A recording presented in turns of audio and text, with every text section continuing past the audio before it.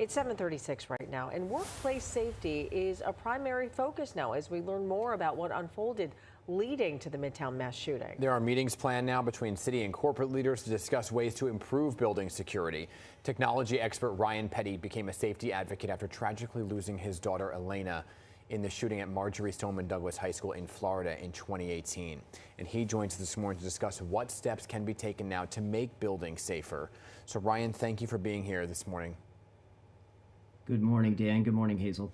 And thanks for talking about this. I know it's not easy for you, and I'm sorry for your loss. But what we saw on Monday, 27-year-old Sham Timur walking into this office building with an AR semi-automatic rifle, right? The same type of weapon used in the Parkland school shooting that claimed your daughter's life. So what was your initial reaction when you heard what happened in Midtown?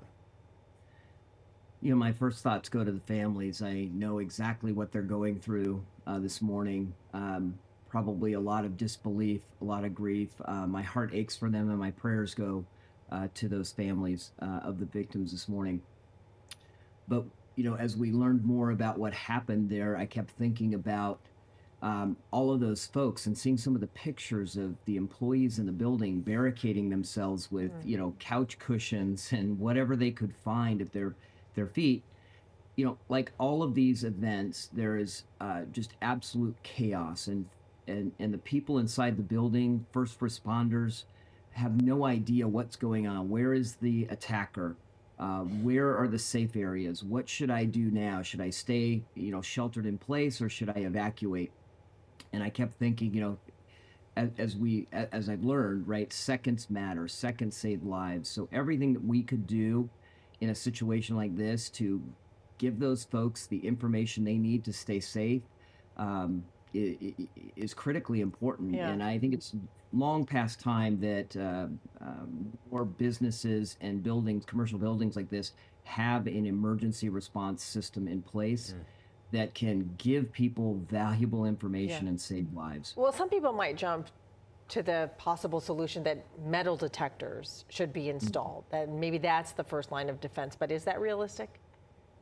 I don't think so, and I don't know all of the specifics, but we know the officer that was on duty down, I believe he was down on the first floor, you know, the gunman took him out immediately, and so even if you had metal detectors at that point, he would have simply bypassed them. There was nobody there to quote unquote man the metal detector. So that's not always the place. I think what you need is the moment an assailant comes into a building or any emergency situation, if you can give the staff, the security team, even the office workers, the ability to alert authorities of what's going on. Hey, we've got a gunman here. This is the location, and get that information to as many people in that building as possible. I think that's the best way to protect them.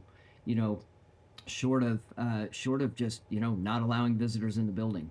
Yeah, I mean, Mayor Adams was on our air yesterday and spoke about the fact that yes, like you said, the NYPD officer, his life was taken immediately, as was a security guard who had the ability to press a button that would recall the elevators down to the ground floor, and he was not able to do that because he was shot so quickly. So when you look at this, right, is there something that can be done to a building, say a key card system for an elevator, or, you know, when you've looked at and made suggestions to other buildings?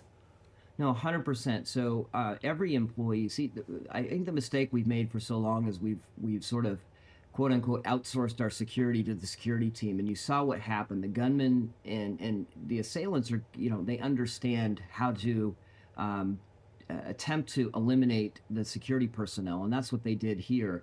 So I think you need to we need to rethink the way we do security and extend that capability to everyone in the building. Everyone should be able to signal a lockdown. We do this in schools in the state of Florida. We do this in many states, right? It's called Alyssas Alert. Alyssa Alhadef was one of the victims in Parkland, along with my daughter. And the ability, there's systems out there like companies like Xbox, which I work for. Every employee has an employee badge, and that badge should be capable of locking that building down immediately. How does it work exactly? You just scan it, or?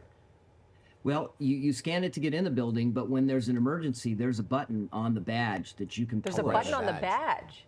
Button on the badge. Three presses on the badge, and it immediately it locates you in the building, It sends the alert to first responders, and it turns on the security cameras so you can see what's going on in the building. And that information can be shared with employees and first responders. Yeah. So rather than barricading, the safest thing might be to get to a stairwell exit and get out of the building.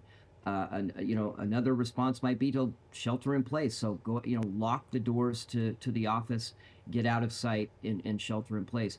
But that ability for every employee to push a button and alert first responders and other occupants of the building what's going on is life-saving. Yeah, that is actually fascinating, the ID badge there with the button. Ryan Petty, I appreciate you joining us this morning with some of your insight and expertise. Appreciate your time. Thank you.